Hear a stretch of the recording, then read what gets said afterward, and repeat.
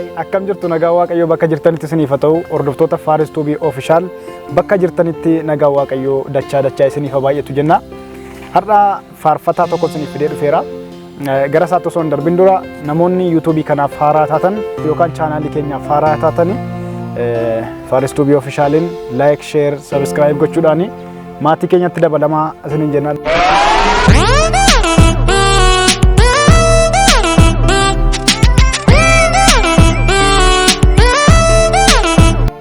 Baga nagaadhaan nuuf dhufte jenna. Ameen baga nagaan eegdan jedha. Jalqaba maqaa kee hordoftoota keenyaaf beeksisiitii sana booda gara waliin dubbii keenyatti dabarraa hordoftoonni keenyas si barani. Tole galatooma jecha yaa'u carraa kana naa kennuu keessanii fi duraan dursa waaqayyoof galanni guddaan haa ta'u. Kanaan wal qabsiisee immoo taankiyuu isiniin jechuun barbaada. Maqaan koo faarfataa Masfin Margaadha kanan jedhamu. Yaa'u seenaa bal'aa hin qabu, seenaa nuti qabnu dubbii sagalee waaqayyoo keessadha waan ta'eef seenaa guddaa kan qabu dubbii sagalee waaqayyooti. Baay'ee galatoomi. Egaa faarfataa Masfin Margaa kanaan dura faarfannaa isaa keessaa faarfannaa muraasa viidiyoodhaan fidee YouTube kana jala isiniif kaa'eera. Amma description box jala isiniif kaa'a faarfannaa isaa namoonni dhaggeeffanne. Garuu namoonni baay'een keessan akka dhaggeeffattan akka daawwattanii abdiin qaba, shakkiin qabu. Amma isa wajjiniin turra amma dhumaatti nu hordofa. Jalqaba irratti akkamitti gara amantaa kiristaanaatti dhufte moo durumaa kiristaana turte moo xiqqoo waa otoo waliin dubbanne natti tola. Tole yaa'u gaaffii bareedaadha. Gaaffiin kun duraan dursaanii amantaan koo amantaa Ortodoksiiti. Haa ta'u irra caalaa amantaa kana amantaa Ortodoksiitu man hordofaa jiru. Amantaa Pirotestaantii kana baay'inaan jaalladha.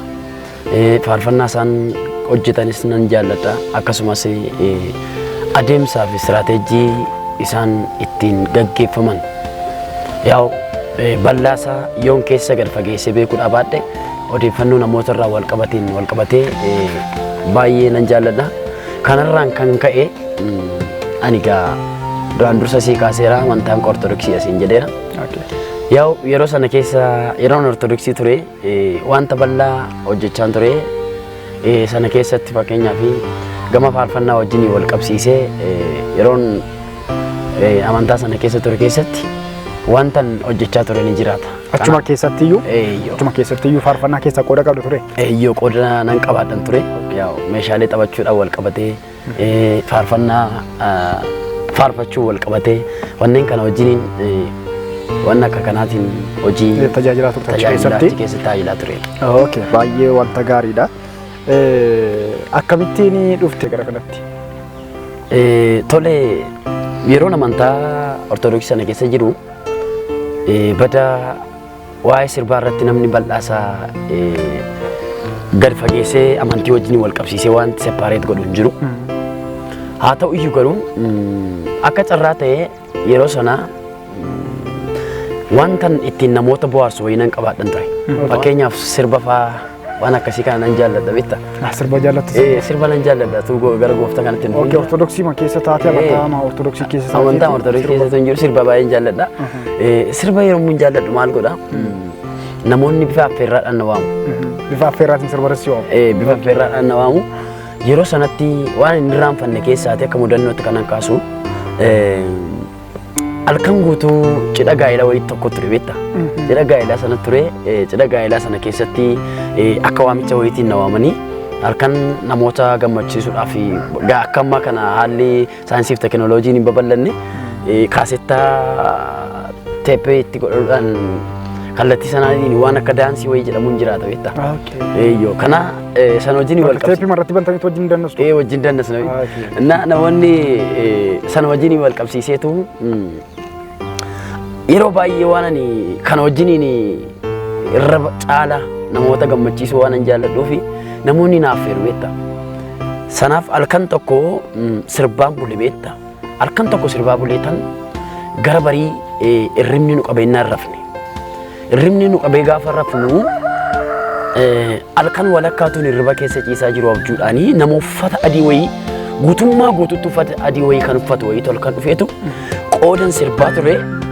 faarfannaa wayii naaf laate ani faarfataas miti yeroo sana Inaman iyyuuti pirotestaantii faarfannaan naaf kenname garuu akkasumaan jedha amanii jedha beekta amani waaqayyoon amanii isatu gullaa si ceesisaa gaafa taa'eedhaan faarfannaan sun baay'ee natti mi'aa'ee baay'ee natti miidhageetu baay'ee faarfataan bulee namichis na bira ture gaafa hirriba keessaa ka'uu eddeen jiru namichi inni sila na bira ture sun na bira hin jiru beekta. Galgala faarfachaa wajjiniin turteeti yeroo faatu jiru. Hin jiru na bira.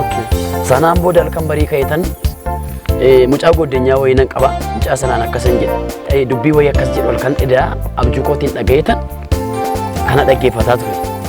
Kanas duukaa jechaan ture baay'ee natti mi'aa'e baay'ee keessa kona fudhate amanii naan jedhe waan ta'eef amanii jecha jedhuun faarfannaa naa kenne nan faarfadhe faarfannaa sana yommuu fudhadhe ilaalu faarfannaa isa nuti waldaa amantoota ortodoksii keessatti waaqeffannoo wajjin garaagara. Faarfannaa inni amma argatte kuni namoonni ortodoksii faarfatan irraa addadha. Yeroo jedhu akkaataan yeedalloon isaa ittiin faarfatamu qooqni sagaleen isaa ittiin dubbatamuu fi muuziqeessuun sagalee isaatii sakaan irraa adda ta'e.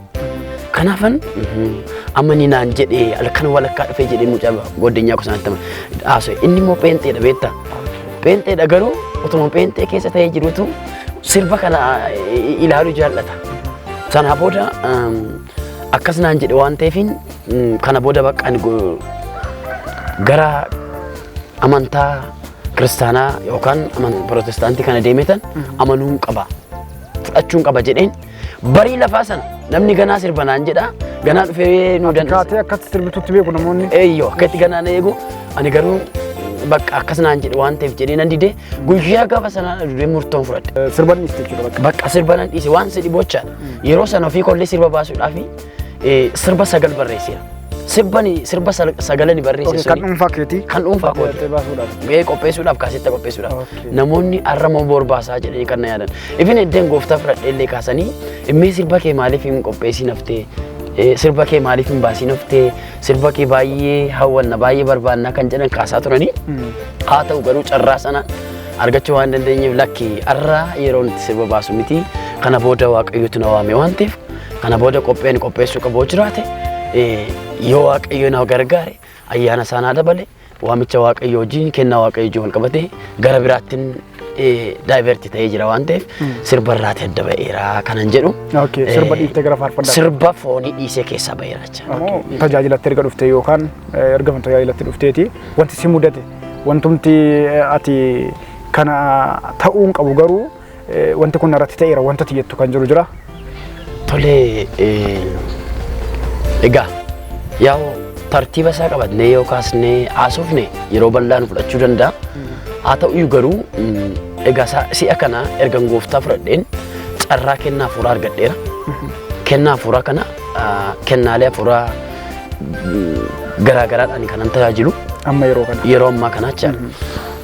Kennaa hafuuraa kana keessaati kanan bifa kaasettaadhaan qopheessee dhalootaaf karaa ta'a dhaloonni irraa barata irraa hubata ittiin wangeela barata wangeela hubata mootummaa waaqayyoof ittiin wal qopheessina qoodanaaf kenname hojii kana nan raawwadha jedhee kanan fudhadhee jiru faarfannaa kennaa tajaajila kan biraa qabda kan ittiin tajaajilaa jirtu amma yeroo kana faarfannaa irraa kan adda kan ta'e yoo kennaa nan qaba kennaa hafuuraa qulqulluudhaan naaf kenname kan hojii waaqayyoo na wajjiniin ayyaana isaa naa baay'isee na gargaaree anis hojii waaqayyoo ittiin hojjechaa jiru kennaa dubbii sagalee waaqayyoo barsiisuu nan qabaadha kennaa raajummaa kanas nan qaba kennaa faarfannaas nan qaba isaan kana sadanii irra caalatti yeroo ammaa kana kanin waldaan keessa jiruttis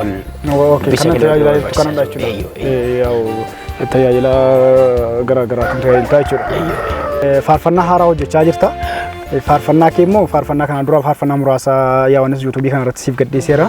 Kana dura faarfannoota hojjettan akka qabdu illee nan beeka. Mee namoota bira haa ga'uu haa dhiifamuun beekamu yaa'u maatii ati faarfannaa akka baaste beekta. Namoonni immoo dhagaanii dhiisanii hin beektu. Kanaaf mee waa'ee faarfannaa dhufaa jiru daawwattoota keenyaaf beeksisiiti. Yeroo dhiyootti akka dhufu faarfannaa haaraa qabateetta. Tole galatooma. Kan dura albema hojjettee turte. Hojjedheera. Albema hojjetteetta. Eeyyoo. Kanaaf ammoo viidiyoo qopheessee viidiyoo lama karaa yuutuubii keessanii gadhiiseera. Ammas faarfannaa haaraa qopheeffadhee dhufeen jira. Faarfannaa kana torban muraasa keessatti ni gadhiifama jennee yaadna. Faarfannaan kun mata duree wangeelli mo'aadha jechaan hin haalamu sagalee jireenyaati waliin hin dhaamu jedhu qabadhee dhufeen jira. Namoonni karaa kanaan hordofaa jirtan faarfannaa kana itti eebbifamaa ittiin mootummaa waaqayyoof qopheessan siniin jedha galatoomaa. Baay'ee bareedaadha. Meemmee gaaffii dhumaa tokko si gaafadha. Gaaffii dhumaa si gaafadhu faarfattoonni yeroo baay'ee faarfattoonni faarfannaa baasanii namoonni baay'een view baay'een qabu. Namoonni baay'een faarfannaa hin ilaalan. Sirbi tokko yoo gadhiifame guyyaa tokkotti kan 300 hanga 400 kan miiliyoona illee kan galus ni jira. Mee kana irratti ati waan jettu qabdaa maaliif warra sanaa ilaalame maaliif immoo kan warra kanaa gadi bu'an jedhu irratti waan jettu waan dubbatu qabdaa? Tole egaa ani kana waan an kaasu faarfannaani kan ilaalamu irra caalaatti isaatti amantootaanidha. Irra caalaa isaatti. Deebi'ee immoo sadarkeessuu ni danda'ama tartiiba amantaa wajjin wal qabatee jechaadha. Kanaaf laakiin isaa baay'ee gadi bu'aadha. Sirba immoo yoo fudhattee ilaalte namoonni ilaalan bihuusaa ilaalchisaa gadi bu'aadha jechuudha. Namni ilaaluu gadi bu'aadha. Sirba immoo yoo fudhattee ilaalte amantaan kamuu ni ilaala. Warra keenyaas ni ilaalu. Amantaan biyya lafaarra jiru kamuu sirba kamuu waan ilaalaniif yaa'u laakiif komentii bal'aa akka isaan qabanii yaa'u hubataadha. Haa ta'u garuu amantoonni keenya warrumti karaa yuutuubiidhaanis faarfannaa hordofan garuu amma kana namni tokko ilaalee amma fakkeenyaaf amantaamti keenya bichaan utuu ilaalatee amantaa pirootestaantii bichaan yookaan immoo utuu jajjabina waliif qabatee utuu wal jajjabeessa ta'eeti halkan tokkotti gadhiifameeti miiliyoona tokko galchuu hin danda'amu hin danda'u. Hin danda'a. Maaliif hidhare kun maaliif ta'e maaliif namoonni keenya wal jajjabeessuu dhiisan jettee yaadda? Hanqina yaaduma gahaa waliif hin qabanii wal guddisuudhaaf hin yaadaniif moo wal jajjabeessuu hin yaadaniif moo maalirraa harkeedha jettee yaaddate?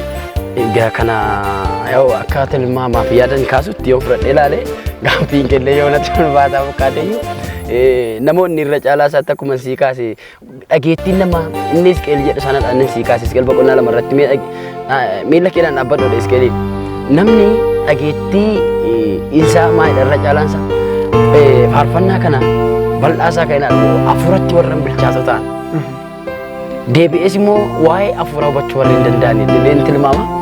Yaa ta'u garuu warri kaan siin ilaalu bal'aan yoo kaasanii ilaalu baatan irra jireessi dhalataa biyya lafaarra jiru kan garuu yoo fudhattee ilaalte sadarkaa amantaatiin wal qabatee ilaalcha sanaaf levelii kennadhee yaada. Sadarkeessuu ni jiraata. Sirbaafis ta'u faarfannaafis ilaalchi jiru akkaataa amantaa biyya lafaarra jiru kanaan wal qabatee sadarkeessuudhaan yoo fudhattee ilaalte irra akkuma dura sii kaase irra caalaatti maaliif faarfannaa qofaa ilaalu jennee yookaas sirba qofaa ilaalu jennee yookaas namni kamuu akka ilaalu beekamaadha siin kaasee ragaa amantoota keenya hojii wal qabsiisee faarfannaa garuu amma ilaalu nama muraasadha. Innumti ilaalu kuniyyuu itti fayyamoo itti hin fayyuu komentii inni kennu jala galtee ilaaluu dandeessa. Tarii gadhiisa faarfataadha gaattis yaa'u jala galtee ilaaluu. Mee asmarratti iyyuu gaaffii tokko si gaafadhe. Viidiyoo itti dadhabdee maal jettee rakkattee fidde baajataanii si humnaanis itti dadhabdee fiddu kanatti garuma ta'aniiti viidiyoo ati dadhabdee fiddee kanatti komentii masalphaa wayii yookaan maali kun sirbaan jedhu yookaan immoo eebbifame bicha yookaan immoo waama tokko bakka komentii mataa si rukutu wayii namoota siif kennanii darban asirratti waan ati jira waan ati dubbatu carraa kanatti fayyadamte. Tole carraa kanatti fayyadamee kana hojiin kanan kaasuu barbaadu namni irra caalaatti itti fayyuu irratti komentii kennuu jaallata beekta. Dubbiin sagalee waaqayyoo garuu karaan itti lallamu karaa garaa garaa waan ta'eef faarfannaadhaan dubbii sagalee waaqayyoo lallabamu komentii kennu keessatti yaa'u waan masagalee jedhaa jira namni. Namni waan asatti tolu waan asatti dhufu. Waan masagalee bakka waan masagalee waan jedhuufi nuti yeroo faarfannaa qopheessinu isaan kanatti hin qabamu.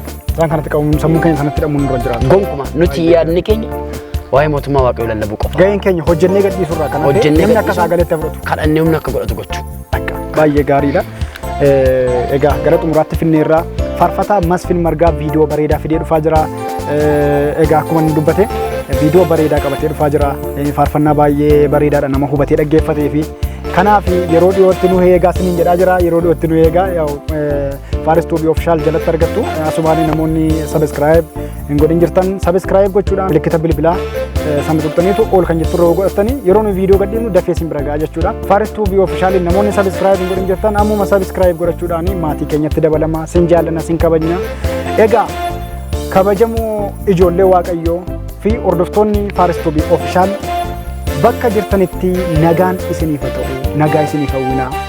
Waaqayyo biyya keenya nagaa haa godhu, isiniin nagaa haa godhu. Deebinee viidiyoo biraadhaan amma wal agarrutti nagaa Waaqayyootiin tura. Amman beeku garummaa kee argeera orman eegu amma naaf galee. Amman beeku garummaa kee argeera orman eegu garummaa kee barbaadanii garummaa kee. Garummaa kee barbaadanii garummaa kee. Garummaa kee barbaadanii garummaa kee. Garummaa kee barbaadanii garummaa kee. Galanni koo keeche waaqeffamuun siifee faarfatamuun siifee. Galanni koo keeche waaqeffamuun siifee faarfatamuun siifee.